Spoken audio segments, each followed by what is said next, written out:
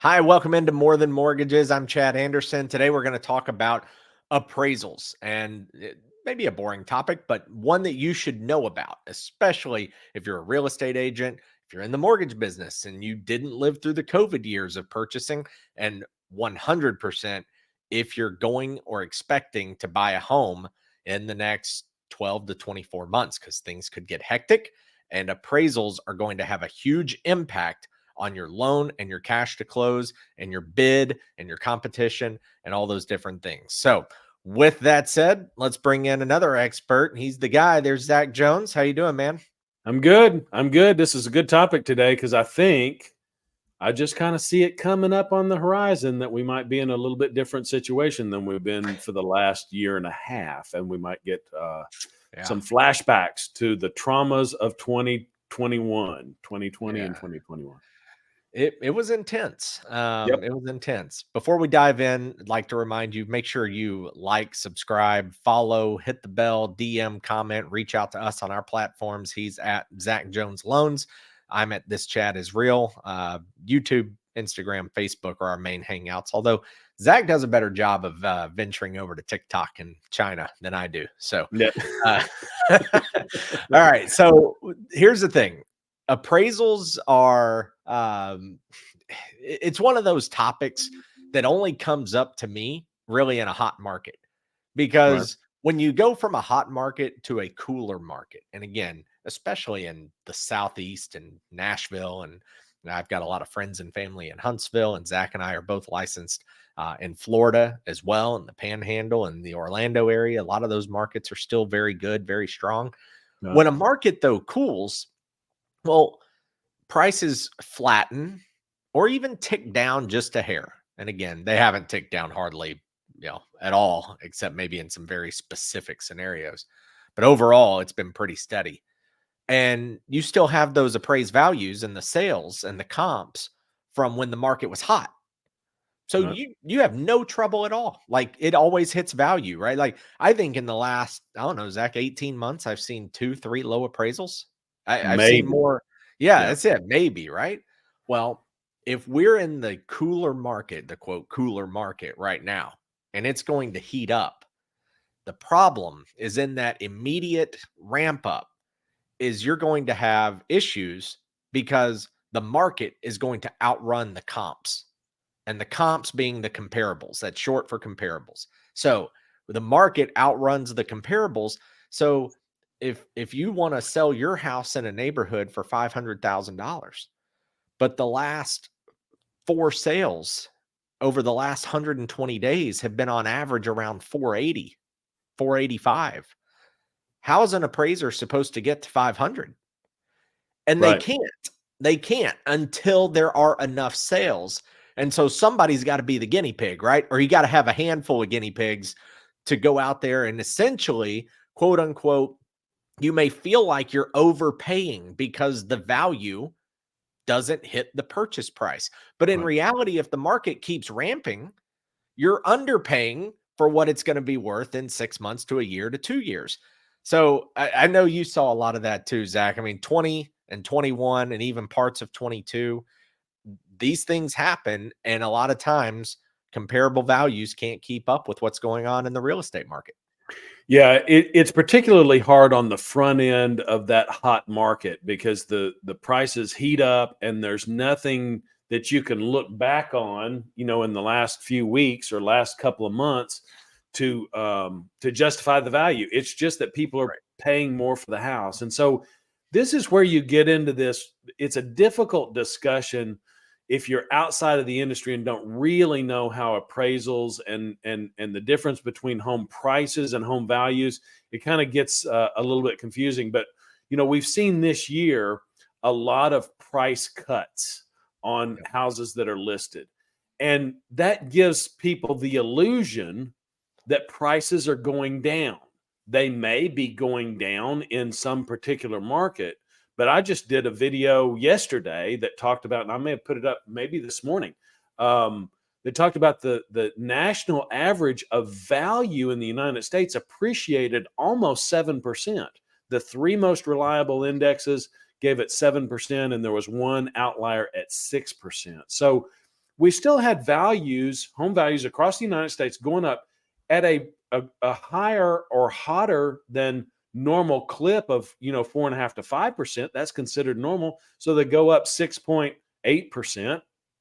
And yet we saw price cuts across the board for houses. If they've been on the market 3 or 6 or 8 or 10 weeks, they had a price cut. So Right. what you have to look at that is a potential that if values are going up, but the prices that a particular home is getting a price cut is probably overpriced to begin with. So that was probably the seller's unrealistic expectation about what the house might bring, because they're still stuck in the hot 2021 market and they haven't adjusted to a more moderate and temperate 2023 or 2024 market. So this whole idea of price and value it's difficult to kind of get your head around unless you really understand it.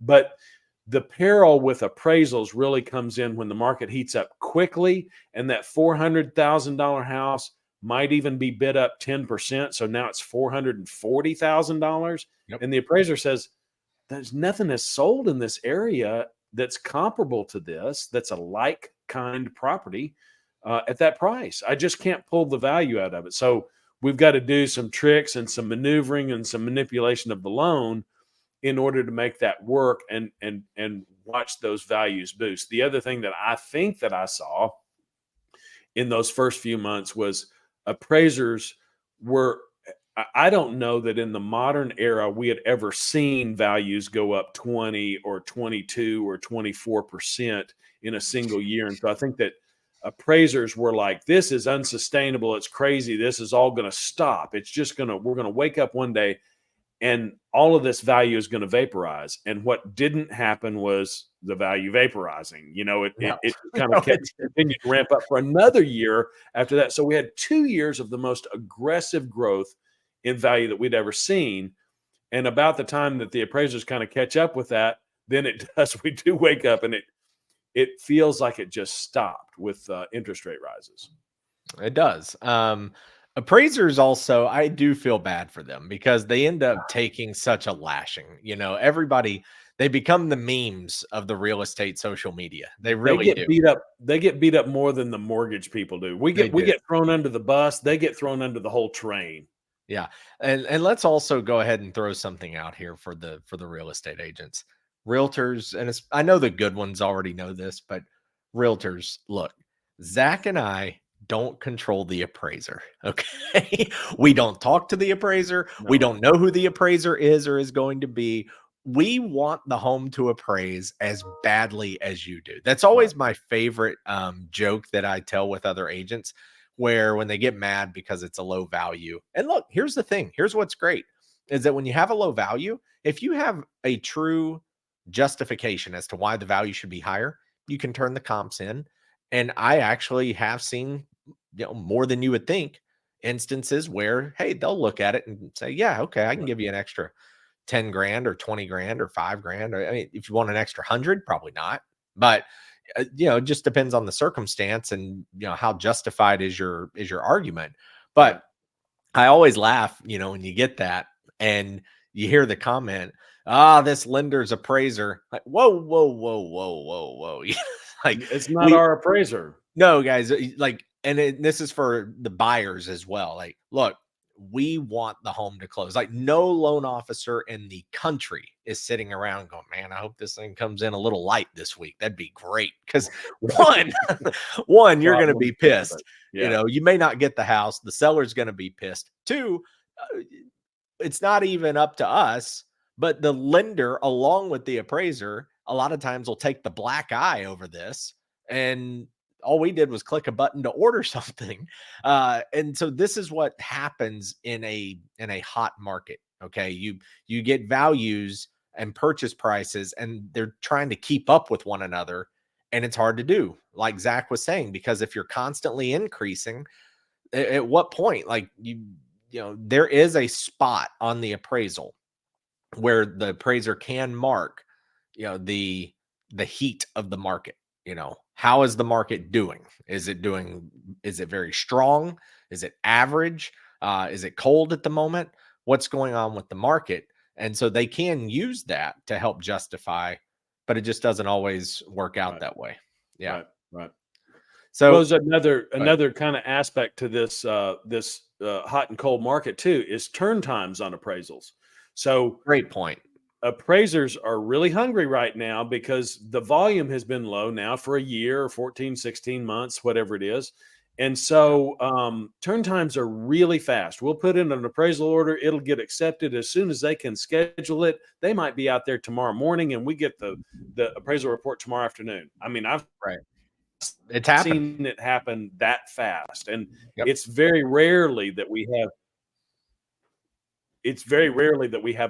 even a week delay on an appraisal. It might be, Yep. in a rural area or something. So turn times are very fast. And, it's interesting. I don't know if you saw this morning, Chad, but I was watching a video of the founder of the largest mortgage company in America with whom we have a business relationship talking about turn times in the industry on mortgage loans, 44 days average turn time.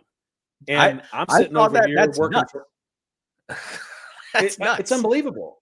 I'm over here at Modern Lending saying, you give me 21 days, I might come in early. So let's be ready to close it. And so much of that is due to appraisal turn times. The only time that I even get nervous in this market is maybe with a VA appraisal turn time because they have their own system. But even they're smoking it right now. So Yeah.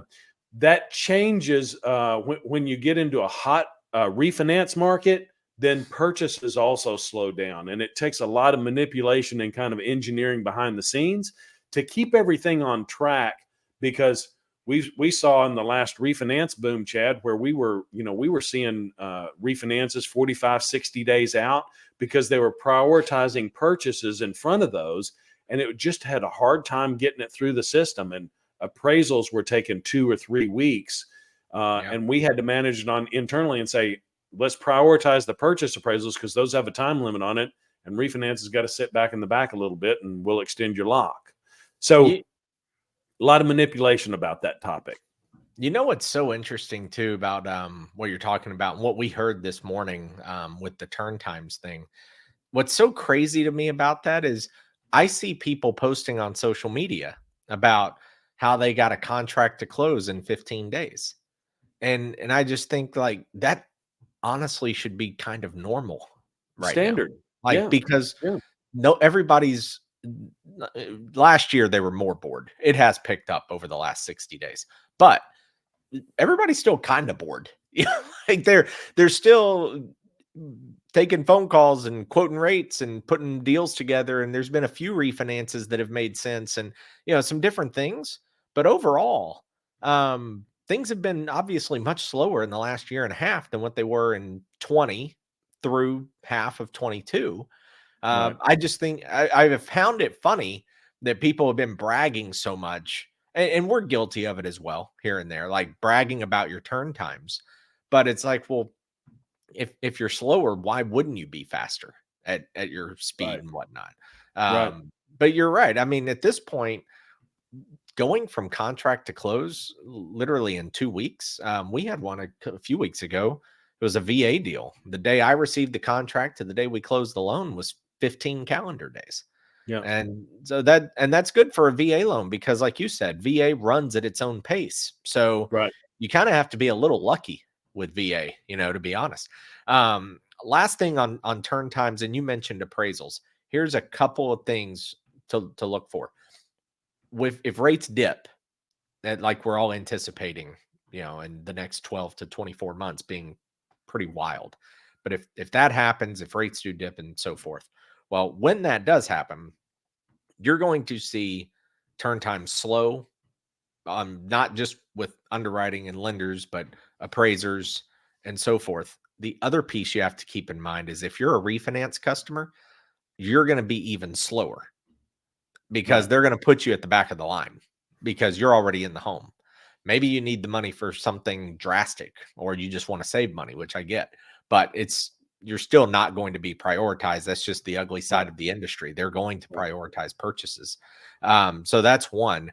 The other piece too is you got to know who you're working with when that time comes And you also have to start looking at rate locks, because we have seen situations where I know of other local banks in this area who, when things were humming and it was crazy and you had purchases and refinances flying in all day every day, they were literally in a spot where their refinance pipeline was 90 and 120 days out. Right. Right. And then now circle back to the appraisal problem, okay, that you're going to run into.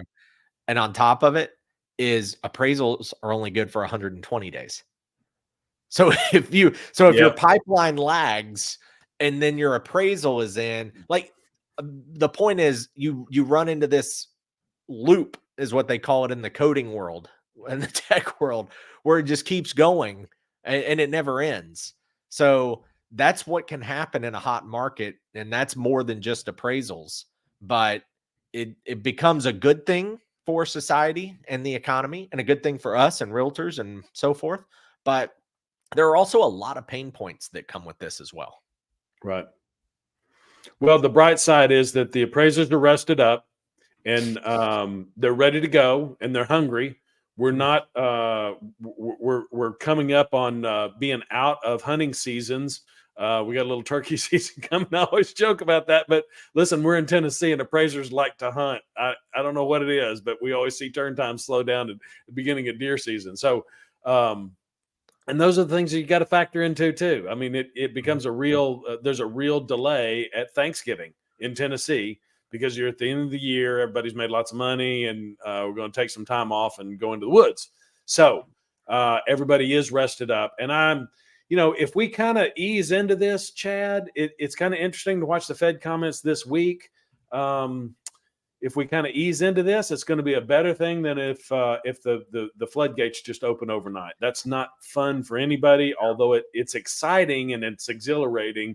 It comes with its own set of problems. That's what happened in 2020. It Yeah. happened overnight. It just bottom fell out. I'll never forget the end of February, and it just started falling, and it was a Yeah. free fall all the way Yeah. through. Last thing and topic here with appraisals. Recommendations in your experience, and I've got some, like, when you're writing contracts and offers, what are realtors and homeowners going to see with this appraisal piece?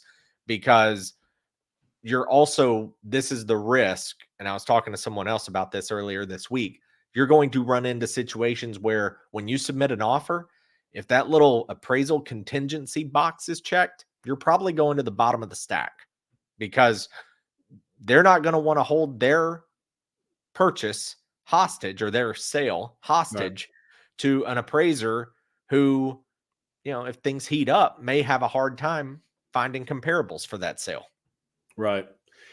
There's a lot of so inspection contingency and appraisal contingency, very different things. The inspection Yeah. contingency is looking for problems in the house, and if you waive the inspection contingency, you can still get an inspection.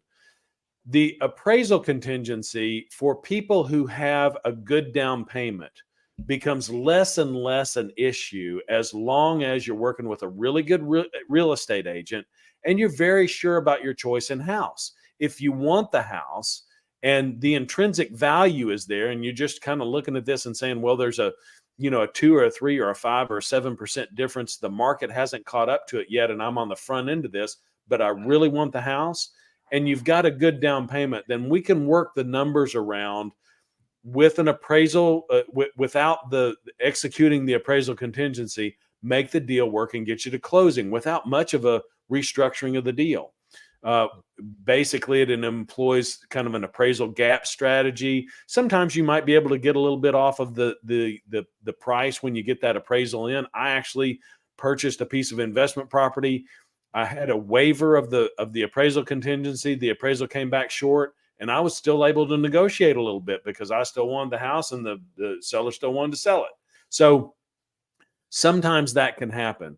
But it really is, the answer to your question, Chad, is how do we do this? In a hot market, if you're on the front end, you work really closely with your loan person and make sure that they're a savvy, experienced professional and they know how to work these numbers, and make sure that the agents are also understanding and writing those contracts accordingly. And all of that whole time in 2020 and 2021 was very interesting, because I had more conversation with agents than probably any other concentrated time in my career, because we were really working together as a team on how to write contracts. What do we need to check? What do we don't need to check? And how do we bring the borrower in there and help them understand what an appraisal gap strategy is? Yep. It's easy to understand, but it's maybe not so easy to explain when you haven't done one in a while. So it's just great communication and open strategizing, I think. Yeah, that's my biggest takeaway. Is that when it comes down to it and you're getting ready to make an offer in the market that heats up or that gets kind of going again, if you have 20% down payment, the worst thing that's going to happen to you is the value comes in low and you either have to dip into some other funds to keep it at 20% down payment plus the appraisal gap, or you put less money down, or I'm sorry, you put the same amount of money, dollars down, but the percentage changes, your loan to value changes, and you end up having to pay PMI. By the way, PMI is your best friend in the world. You should love PMI. I can get on that soapbox later, but PMI is It's such a amazing. minor thing. Yeah, it's PMI is such a minor amazing. thing when you're looking at buying a house and Yeah. now you've got an extra $27 a month because There, you're at 18% instead of 21% down payment. It's ridiculous. That's the not a deal killer. I've done 2 loans with PMI in the last 30 days where I showed people numbers and they wanted PMI by the time we were done talking, Right, because PMI was allowing them to borrow money from themselves at a 1.02% annual percentage rate.